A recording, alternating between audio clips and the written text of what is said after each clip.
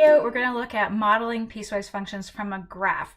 And we're going to look at Pokemon engagement data from early on in the Pokemon Go craze.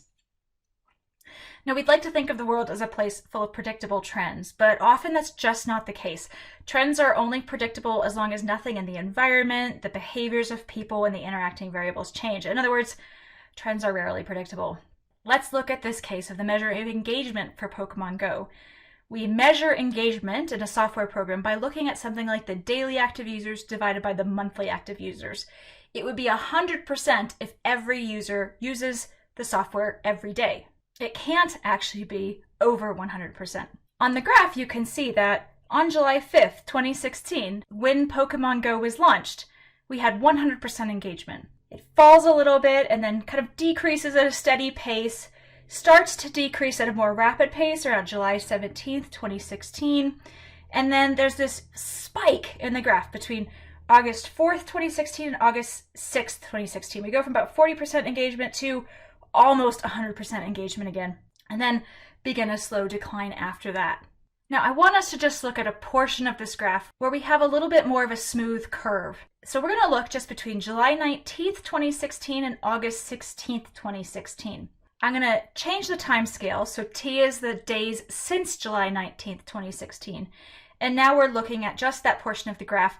It's the graph between 0 and 28 days after July 19th, 2016. So to describe it, we start with almost 80% engagement. It drops down to about 40% engagement, looking fairly linear along the way, hits about 40% engagement around day 17 or so. There's that spike in the graph between day 17 and day 18, taking it to almost 100% engagement again.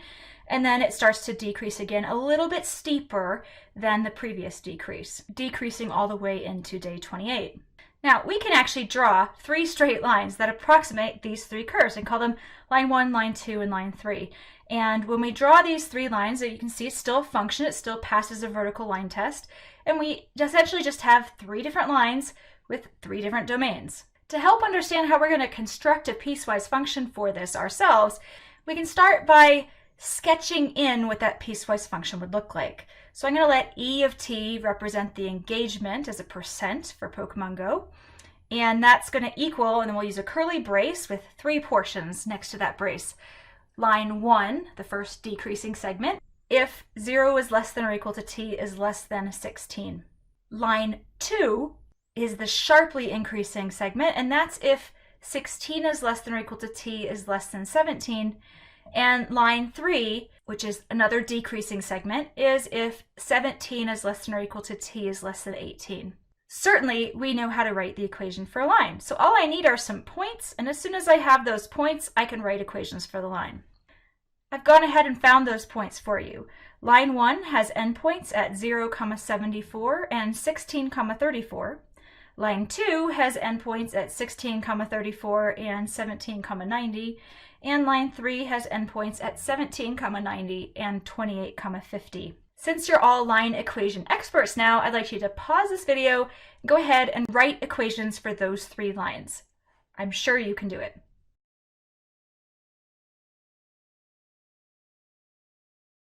And we're back. Let's see how you did. The first thing we're going to have to do for any of these lines is find the slope. I'm just going to write the points vertical to each other, 0, 74 and 16, 34, knowing that this helps me to line up the x and y coordinates for subtraction. So the slope is going to be 34 minus 74 over 16 minus 0, which is negative 40 over 16, which comes out to be negative 2.5. Well, now I have the slope, negative 2.5, and I have the y-intercept, 0, 74, so I can go right into the slope-intercept form, y equals mx plus b, and write an equation for this line. That would be y equals negative 2.5x plus 74. And we're using slightly different variables here. Instead of x, we're using t. I am going to still write it with y because I need that for the pieces of the piecewise function. So I'll write this as y equals negative 2.5t plus 74. Okay, line 2. Again, let me just line up those points. 16, 34 and 17, 90. Let's find the slope. So the slope is the difference in y coordinates, 90 minus 34, over the difference in x coordinates, 17 minus 16, which gives us 56 over 1, or just 56. So now I have the slope, and I just have to use one of these points. I'm going to use the first one because it's just smaller. And this time I'm going to go to this point slope form, y minus y1 equals m times x minus x1. In this case, I'm going to swap this over to t's. So y minus y1 equals m times t minus t1.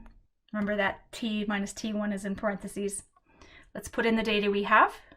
Y minus 34 equals 56 times t minus 16.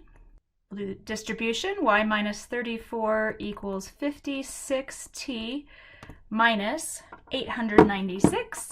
And then we'll add 34 to both sides. So on the left, y minus 34 plus 34 is y. And on the right, 56t minus 896 plus 34 is 56t minus 862. So we have an equation for line 2. Last equation, line 3. We have 2 points, 17, 90, and 28, 50. I'm lining those up vertically.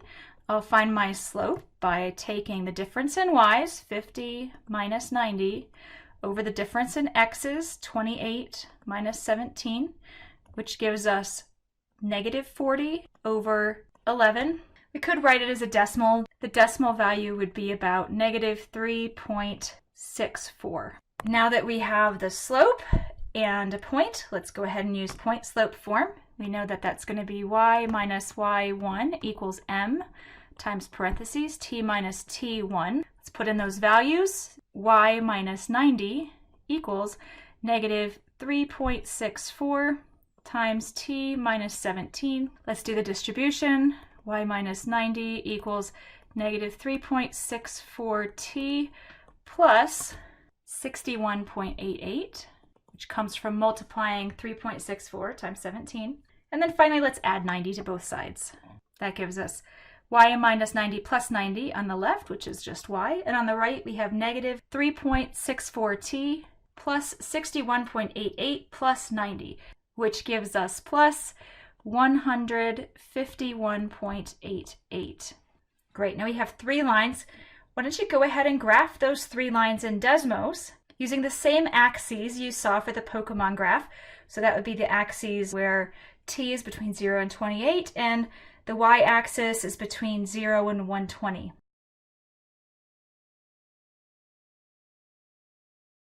We have what is essentially the penciled in versions for line 1, line 2, and line 3. And you can kind of start to see the shape of our piecewise graph forming, first from a section of line 1 between 0 and 16, then line 2 between 16 and 17, and then line 3 going from 17 to 28. We can add those restrictions in Desmos by adding the domain and braces after each function. When we do that, we have a graph that looks very close to the one we saw before in the reality of the data. We could write an equation for this. E of t, capital E for engagement, equals, and then the curly braces, and then we've got 3 parts. Our first part was negative 2.5t plus 74, and that we're going to use if 0 is less than or equal to t is less than 16. The next piece we found was 56t minus 862.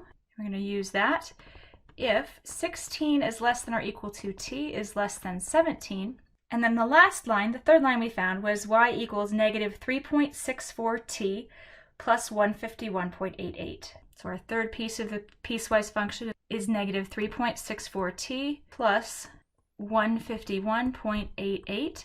And we're going to use that if 17 is less than or equal to t is less than 28. And actually, let's make that a less than or equal to 28 so that we have a firm endpoint on the end. To recap, when you're given the graph of a piecewise function, the first thing you want to do is break the graph up into distinct pieces and name them, like line 1, line 2, etc. Then find an equation for each piece separately and then write the final function notation, including the domain for each piece. And if you're smart, you go ahead and graph it with technology to make sure that you have your equations correct and that it matches the graph you originally saw